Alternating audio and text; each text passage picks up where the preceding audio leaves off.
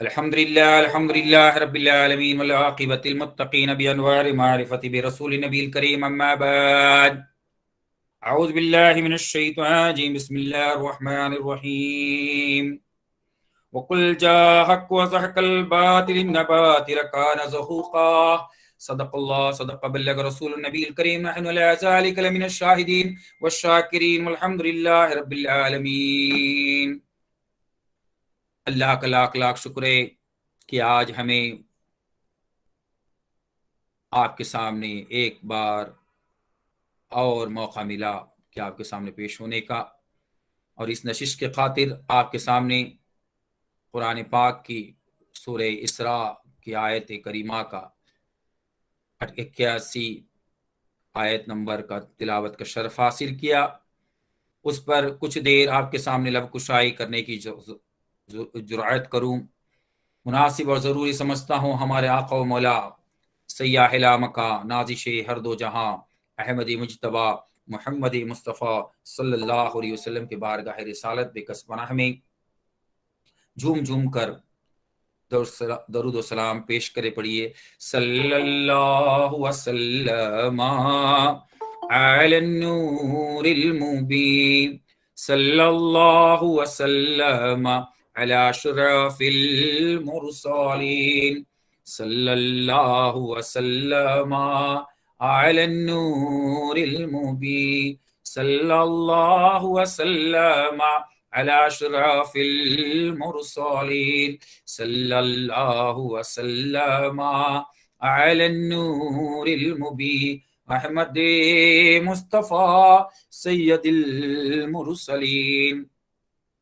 السلام علیکم ورحمۃ اللہ وبرکاتہ۔ ناظرین اکرام، حاضرین اکرام، اللہ کا لاکھ لاکھ شکر ہے اور امید کرتا ہوں کہ آپ تمام اپنے جگہ پہ خوش و خرم رہیں گے۔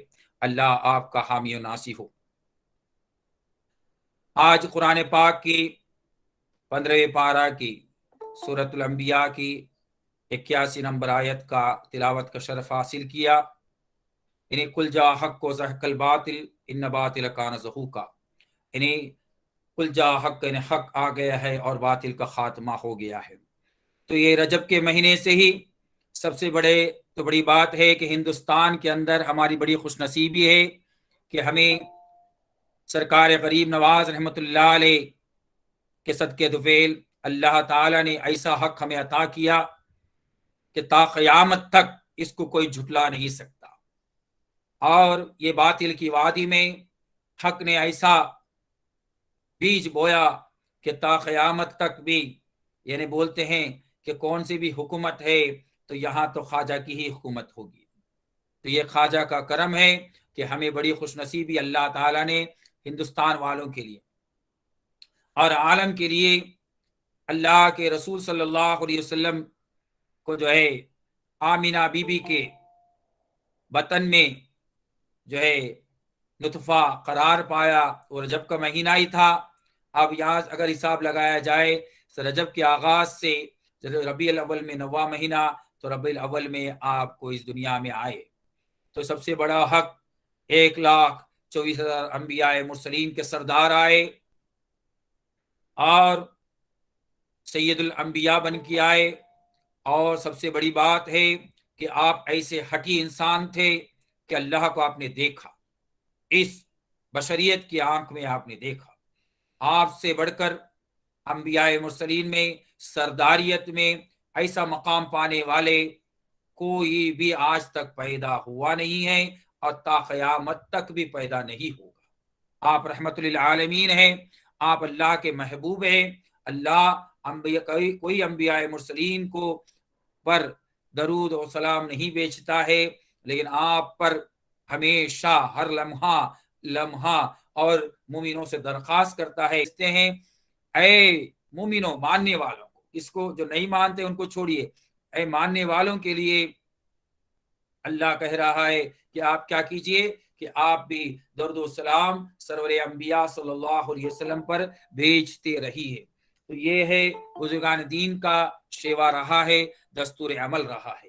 تو ہماری بڑی خوش نصیبی ہے کہ اللہ تبارک و تعالی نے ایسا حق ہمیں عطا کیا، لیکن اللہ تعالی نے ہم کو ایسا حق یعنی ایسی حق کی بات آپ کی زبان سے جو نکلی وہ حدیث قدسی بن کے آئی، اور آپ نے اللہ کی بات ہم تک پہنچائے، وہ قرآن المجید فرقان الحمید بن کر آیا۔ آج تک اس کا کوئی ثانی نہیں ہے، آج تک اس کا کوئی ثانی نہیں ہے۔ ثانی اگر قرآن کا ایک آیت کا بھی ثانی نہیں ہے، یہ مکمل ضابطۂ عمل ہے، مکمل ضابطۂ عمل ہے۔ آپ ایسا حق بن کے آئے کہ دشمنوں کے اوپر، بہتوں نے دشمنوں کو جلا دیے، اس کو برباد کر دیے، لیکن آپ فاتح مکہ ہونے کے بعد بھی آپ نے دشمنوں کو پر رحم کر دیا، تمام کو رہا کر دیا۔ ایسا حق ہے، اور آپ دنیا کا بہت بڑا شہنشاہ بن کر ابھرے، اور دین اسلام کے بہت بڑے رہبر بن کے ابھرے، لیکن آپ ایک چٹائی پہ سوتے تھے۔ آپ ایسی کامل فقیری کی۔ تو ہم صوفیاء کرام آج صوفیاء ٹاک سے میرا بولنے کا مقصد یہی ہے کہ ہمیں اللہ کے رسول صلی اللہ علیہ وسلم کے اسوۃ الحسنہ پہ چلنا چاہیے۔ یعنی حق کیا ہے کہ آپ نے سر پہ پگڑی پہنا، آپ نے جو ہے زیبتن خرقہ کیا، آپ جو ہے رحمت للعالمین، آپ نے داڑھی رکھا، آپ نے جو ہے جو انگوٹھی پہنے، تو یہ تمام جو ہے سنت رسول صلی اللہ علیہ وسلم نے، آپ نے نماز کی دعوت دی، آپ نے روزے کی دعوت دی، آپ نے حج کی دعوت دی، آپ نے زکوٰۃ کی دعوت دی، اور ساتھوں ساتھ آپ نے صوفیاء کرام کو پیدا کیا۔ اور سب سے بڑی خوش نصیب جو میں نے بات کو آغاز ہی کیا کہ وہ یہ ہے کہ غریب نواز جیسی ہستی کو آپ کے پیر کامل عثمان ہارونی رضی اللہ تعالی عنہ نے مرید کا امتحان لیتے لیتے لیتے لیتے اتنا پریشان ہو گئے کہ مرید اپنے پیر کو چھوڑنے کو تیار نہیں ہے۔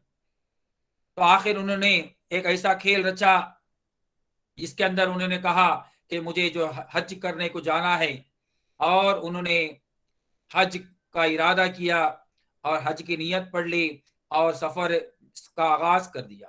جب سفر کا آغاز کیا، لیکن ریاض پہنچتے پہنچتے یہ مرید کا ٹیسٹ کرنا تھا، تو آپ نے کیا کیے کہ مرید کو بھی اس زمانے میں کوئی ہوائی جہاز نہ تھا، کوئی بس نہ تھا، کوئی ٹرک نہیں تھا، کوئی روڈ نہ تھا، کوئی جہاز نہ تھا، اس زمانے میں کہ انہیں جیسا کہ ایک لکڑی، بانس کا لکڑی سے انہیں جو ہے سامنے ایک ٹکورا انہیں اور پیچھے کٹورا بنا کر اس کے اندر بٹھا کے ایک میں کپڑا اور ایک میں اپنے پیر کامل خواجہ عثمان ہارونی کو لے کے چلتے تھے۔ چل چل کے آپ اتنے تھک گئے تھے، لیکن پیر ہوتا ہے کہ امتحان کراتا ہے، یعنی حق کا امتحان کراتا ہے۔ اگر پیر کے امتحان میں پیر کی بات پہ جو چلتا ہے وہی جو ہے حق سچا پکا مرید ہوتا ہے، وہی حق ہے۔ نہیں پیر کی بات کو نہیں بابا ہم نہیں مانیں گے، تو پیر کی بات کو جھٹلاتا ہے، وہ کمالیت کو نہیں پہنچ سکتا، وہ مریدی کے لائق بھی نہیں ہوتا ہے، گستاخ پیر کہلاتا ہے۔ لیکن خواجہ خواجگاں ہند الولی عطا رسول کا صدقہ کہ آپ نے اپنے ہر پیر کی ہر بات کو مانا، تو ریاض کے قریب قریب ہوتے ہوئے پیر کے دماغ میں بات آئی کہ اس مرید کا ٹیسٹ لیا جائے، اس کے مراتب کو بڑھایا جائے۔ تو اس کے اولیاء کاملین اور میرے پیر کامل سرکار پیر عادل بجاپ رحمۃ اللہ علیہ، میرے والد محترم سرکار رحمانی پیر زندہ نواز رحمۃ اللہ علیہ ہمیشہ کہتے ہیں کہ پیر جب امتحان لیتا ہے تو سمجھ لو کہ اس کے مراتب، اس مرید کے مراتب کو بڑھانے کے لیے لیتا ہے۔ لیکن مرید سوچتا ہے کہ بابا کہاں مجھے پکڑ لیا ہے، کہ بابا مجھے کچھ پریشان کر رہا ہے۔ لیکن حق میں بات یہ ہوتی ہے کہ پیر کے امتحان میں جو کامیاب ہوتا ہے اس کے مراتب اتنے اعلیٰ اولا ہو جاتے ہیں جس کی انتہا تک کوئی پہنچ نہیں سکتا۔ تو خواجہ عثمان ہارونی کے پیر کامل نے آپ سے کہا کہ آپ نے ایسا ایک مرید نے کامل مرید کو پایا ہے، تو بہتر یہ ہے کہ اس کے امتحان لیا جائے اور ان کو کہا جائے کہ اب میں نے حج کا ارادہ نہیں کیا ہے، مجھے واپس جو ہے ہارون جانا ہے۔ لیکن خواجہ عثمان ہارونی آج کے ہم لوگ جیسا بولتے تھے کہ بڈھا کہاں پاگل ہو گیا ہے کہ اس کو نے ادھر تک چل کے آئے، کوئی سفر نہیں ہے، اب واپس جاؤ۔ لیکن خواجہ خواجگاہ غریب نواز ہمارے جیسے بے صبرے نہیں تھے۔ تو یہاں ایک بات مل رہی ہے، صوفیاء کرام کی بات مل رہی ہے، صوفی ٹاک کا مطلب صوفی بات مل رہی ہے کہ پیر کے ساتھ چلنا ہے تو صبر کے ساتھ چلنا ہے۔ پیر وہاں کبھی بھی کوئی کچھ بات پر بھی کری کری کرتے ہیں تو ہمیں سمجھنا ہے کہ ہمیں وہاں کوئی گڑبڑ نہیں کرنا ہے، ہمیں بس اتنا یہ کرنا ہے کہ صبر کے ساتھ چلنا ہے، وہ صبر کو ہی بولا جاتا ہے حق۔ اسی لیے کہا کہ کل جا حق حق آنے والا ہے. حق کیا ہے؟ صبر کے روپ میں آئے گا تو وہی کمالیت رکھتا ہے. تو اسی طرح قصے کو میں طویل کرنا کا مقصد نہیں ہے، یہ آپ نے کافی لوگوں سے سنا ہوگا اور علماء کرام سے بھی سنا ہوگا، لیکن اس کے اندر اسی طرح خواجہ عثمان ہارونی اور خواجہ غریب نواز کا جو ہے متواتر 7 بار آپ جو ہے خواجہ غریب نواز کا ٹیسٹ میں لیتے ہیں اور 7 بار بھی خواجہ صاحب پاس ہو جاتے ہیں. اب کیا بولتے ہیں کہ مجھے مکہ نہیں لے جانا ہے، مجھے سیدھا آپ جو ہے مدینہ لے جاؤ، کیونکہ میں اس معیار کا بزرگ نہیں ہوں.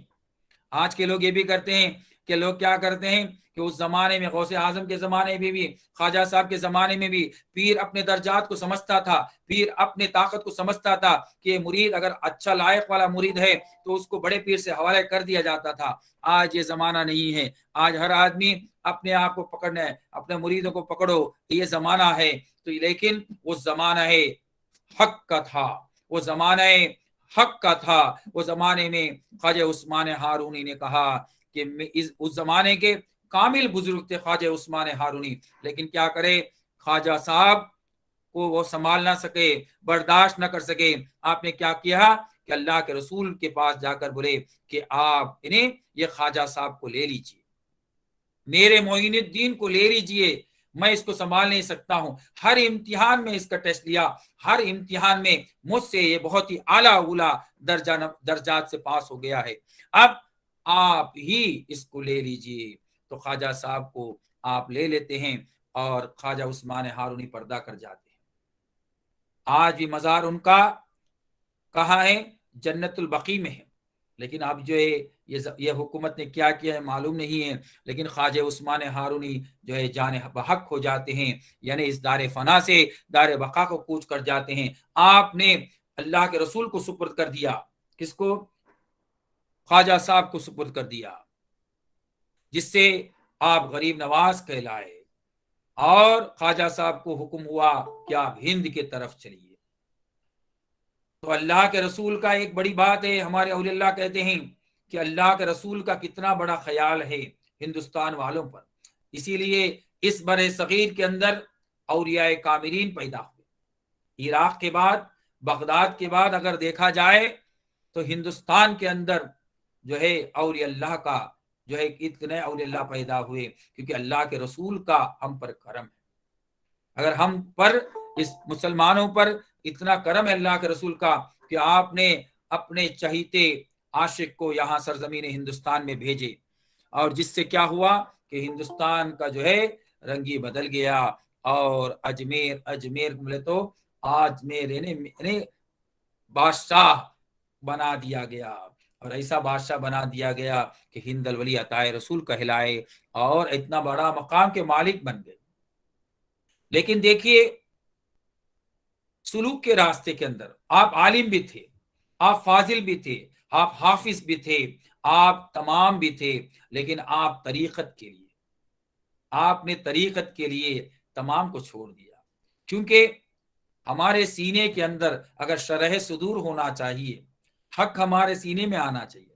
زبان میں اگر حق ہو نہیں سکتا، یعنی ہم کیا ہے ہمیشہ حلال چیز کھاتے بولتے ہیں، لیکن حقیقت میں ہم حلال کھا رہے یا حرام کھا رہے ہم کو معلوم نہیں ہے. کوئی ہم کو چیٹنگ بھی کرتا ہے، لیکن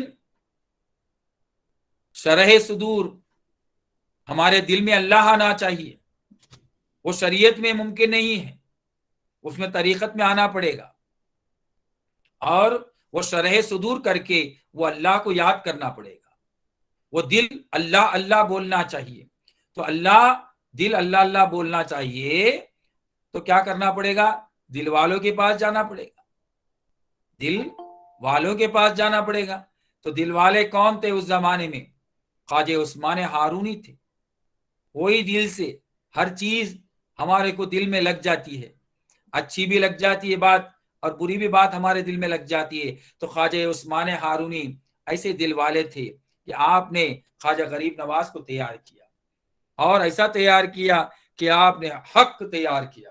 ہندوستان والوں کے لیے ایسا فخریت، یعنی سے پیر کامل ہمیں ملے، یہ بہت بڑی ہماری خوش نصیبی ہے، یہ ہماری بڑی خوش نصیبی ہے، طریقت کے لیے بہت بڑی خوش نصیبی ہے کہ ہندوستان کے اندر پہلا چشتیہ سلسلہ آیا، 800 سال 810واں عروس ہے خواجہ غریب نواز کا. اس کے لیے اولیاء اللہ بولتے ہیں کہ خواجہ کا عید شروع ہو چکا ہے.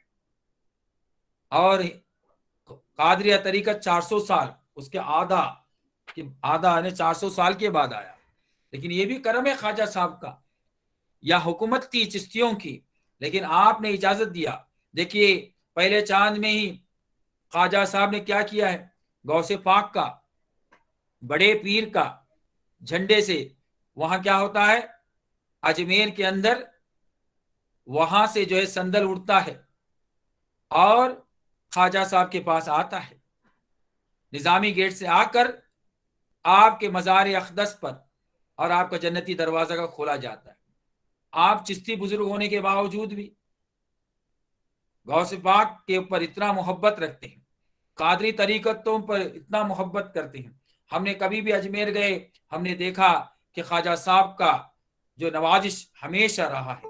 آپ یہ نہیں کہا کہ آپ چشتی ہے، آپ سہروردی ہے، آپ قادری ہے. آپ آج بھی غوث پاک کو مانتے ہیں خواجہ صاحب، اور ان کے خادم لوگ بھی غوث پاک کو مانتے ہیں. پہلی جو ہے بڑے پیر کا جو ہے غوث پاک کے چلے سے جو ہے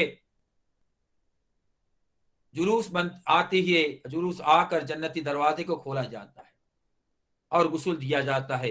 6 دن متواتر غسل ہوتا ہے اور محفل سما ہوتا ہے، اور چھٹی شریف کے اندر قل شریف پڑھا جاتا ہے، اور قل شریف پڑھ کر جو ہے پھر جو ہے اس کے مجلس کو اختتام کر دیا جاتا ہے.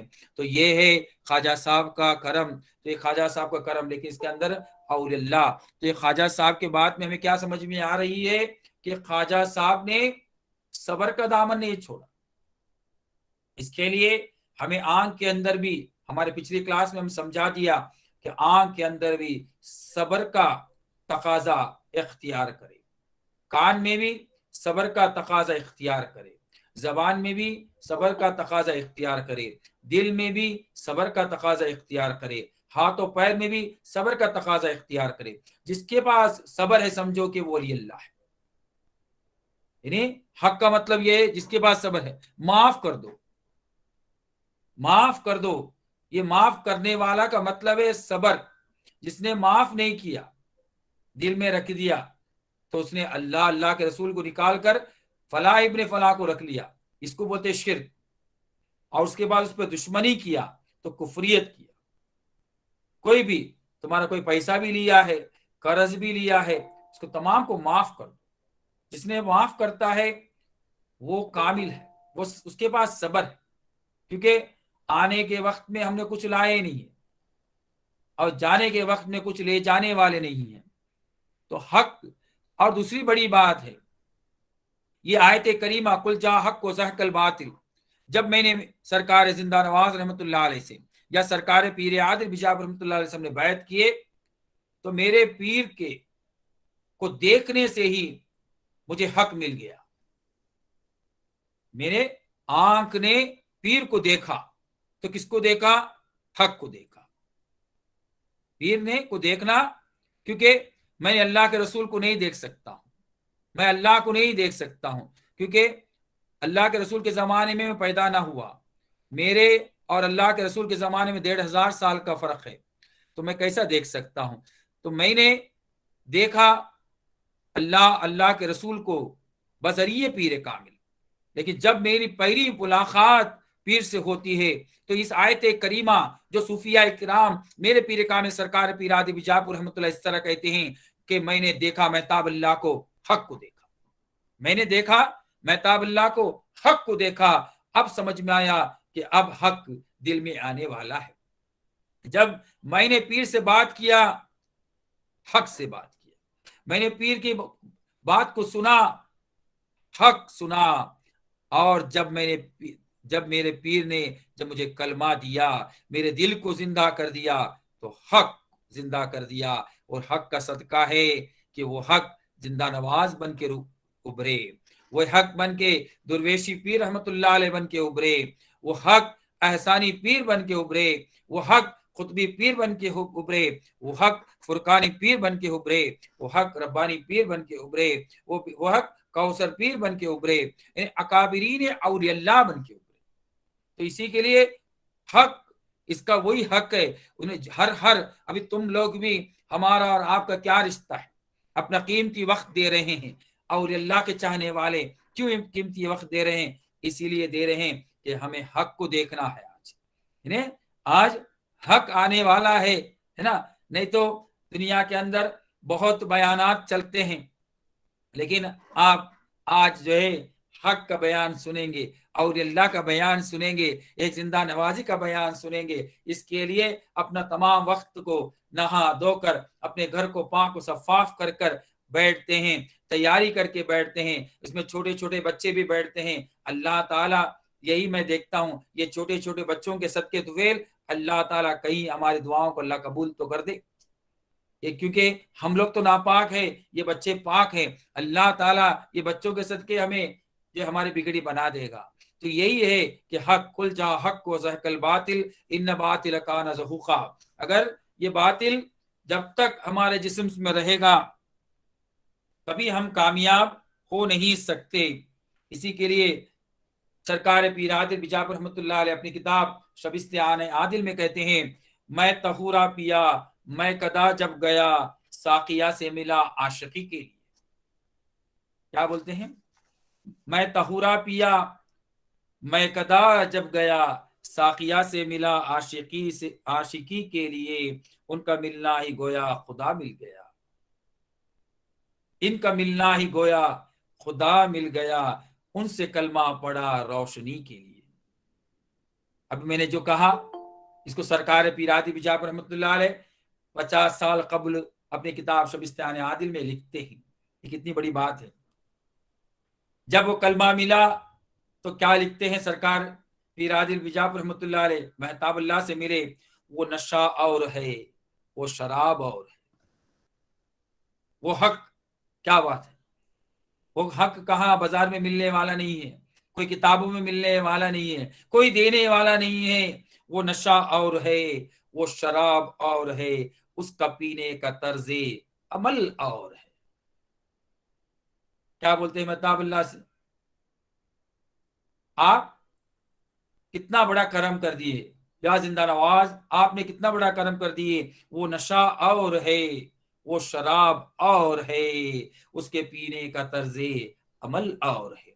अभी जबान पे झूठ नहीं बोले तो ये भी हक है, लेकिन यहाँ औलियाए अकाबिरीन क्या बोलते हैं, वो नशा और है वो शराब और है, और उसके पीने का तर्जे अमल और है।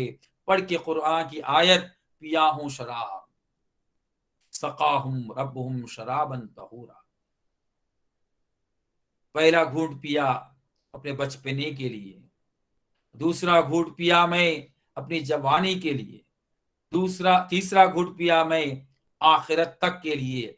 यानी वो 3 घुट में मेरे पीर ने पिलाया कुरान की आयत पढ़ के कुरान की आयत, पिया हूं शराब दोनों आलम तेरी दोस्ती के लिए। पीर ने कह दिया तू कामिल है, तू मेरे पास आया है, हक आया है, और हक के सदके में 3 घूंट में वो शराब को पिलाया जिसका पीने का तर्ज अमल हो रहे। क्या शराबी शराबी को जाने यहाँ, वरना पहचान लेगा जमाना कहाँ। ये वो शराब है जो सकाहुम रब्बुहुम शराबन तहूरा, जो दुनिया में बहुत ही, यहाँ अगर नहीं पिएंगे तो वहां क्या मिलेगा। तो मेरा तो हर जिंदा नवाजी को ये फख्र करना है, मुरीदों को ये फख्र की बात है। गौसे पाक भी बोलते हैं मुरीदों मुझे आप लोग घबराओ मत। क्यों? इसी बात पर कि जिसको ये शराब मिल गया, अपना बचपना ठीक कर दिए, अपने जवानी ठीक कर दिए, अपने बुढ़ापे से लेकर कब्र की मंजिल आखिरत तक कयामत तक तुमने ठीक कर दिए, तो यकीन कामिल है। तो ये शराबी का नशा, क्या शराबी शराबी को जाने यहाँ, वरना पहचान लेगा जमाना कहाँ। और पहचान लेने का मतलब यह है, जब सरकार जिंदा नवाज जिंदा थे, सरकार पीरादी बिजापुरी जिंदा थे, तो लोग उनको जानते नहीं थे। गौसे पाक जब हयात थे तो लोग उनको जानते, बोलते थे कैसा इंसान है। لیکن اللہ کے رسول جب تھے تو ان پہ کتنے پریشانی کرتے تھے، لیکن جب اب پردہ کر گئے تو ان کی لوگ عزت کرتے ہیں۔ تو اسی طرح یہی بات ہے، کیا شرابی شرابی کو جانے یہاں، ورنہ پہچان لے گا زمانہ کہاں، ان پہ تنقیدی جملے بری بات ہے۔ آج بولتے ہیں کہ پیر صاحب لوگ ایسا ہے ویسا ہے، لوگ جانتے نہیں ایسا بولتے ہیں، ان پہ تنقیدی جملے بری باتیں، یہ شرابی بنے بندگی کے لیے۔ جس دن سے شراب ہم کو پلایا گیا ہمارا دل زندہ ہو گیا، دل ہی نہیں زندہ ہوا، دنیا محتاج ہے وہ روحی ذکر سے بھی۔ یہ سلسلے زندہ نوازی کا، یہ سلسلے قادری عالیہ خلفائیہ کا کتنا بڑا احسان عظیم ہے، یہ غوث پاک کا کتنا بڑا احسان عظیم ہے کہ ہمارا سلسلہ اتنا اعلیٰ اولا ہے کہ زبان سے بھی کلمہ ٹھیک کرا دیا گیا، دل کو بھی زندہ کر دیا گیا، دل میں بھی اللہ اللہ، اور ساتھ و ساتھ روح بھی بول رہا ہے لا الہ الا اللہ محمد رسول اللہ، اللہ اللہ۔ اس کے برق تجلی سے تھرا گیا، کبھی کبھی رات میں، کبھی کبھی محفل میں۔ اب رادھا پورم شریف لوگ آئے تھے تو محفل کے اندر کتنا کرم ہو رہا تھا، اس کے برق تجلی سے تھرا گیا، ان کے جلووں میں شاید میں گم ہو گیا۔ میں تو اس لائق نہ تھا، میں گنہگار خطا کار سیاہ کار، مجھے کوئی پوچھنے والا نہ تھا۔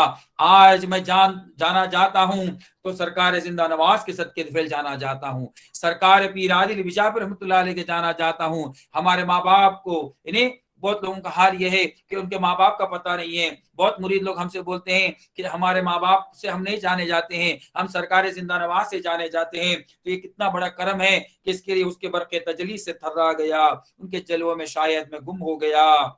عالم بے خودی تھی وہ آیا نظر، عالم بے خودی تھی وہ آیا نظر، ایسا موقع ملا بہتری کے لیے، ایسا موقع ملا بہتری کے لیے۔ یہ بڑی خوش نصیبی ہے۔ بہتری کیا ہوا کہ پیر نے سر پہ تاج دے دیا، پیر نے سر پہ تاج دے دیا۔ تو اسی کے لیے پیر عادل بابا بولتے ہیں شاہ مہتاب علی در پہ آئے کوئی، ان کو خالی نہ پھیرو خدا کے لیے۔ شاہ مہتاب علی، شاہ مہتاب علی در پہ آئے کوئی، ان کو خالی نہ پھیرو خدا کے لیے۔ یہ در ہے سرکار پیر عادل بجاپور رحمۃ اللہ علیہ کا، یہ در ہے مہتاب اللہ کا، یہ در ہے قدیر اللہ کا، یہ در ہے سرکار زندہ نواز کا۔ یا جو بھی آتا ہے ایسا انمول نعمت لے کے جاتا ہے جس کو علامہ اقبال کہتے ہیں توحید کی امان سینوں میں ہمارے، آسا نہیں مٹانا نام و نشاں ہمارا۔ تو ایسا نعمت ہے جو دیا جاتا ہے، جو کسی سلسلے میں نہیں دیا جاتا ہے، یہ ہمارے سلسلے کی خاص بات ہے۔ پیر عادل پہ ہو جائے فیض نگاہ، پیر عادل پہ ہو جائے۔ آج ان کا کرم ہے کہ ہم آج پیر عادل بابا کو یاد کرتے ہیں، ورنہ پیر عادل بابا اگر اپنے نفس میں رہتے، اپنے پریوار میں رہتے، اپنے فیملی میں رہتے تو ان کو کوئی پوچھتا نہ تھا۔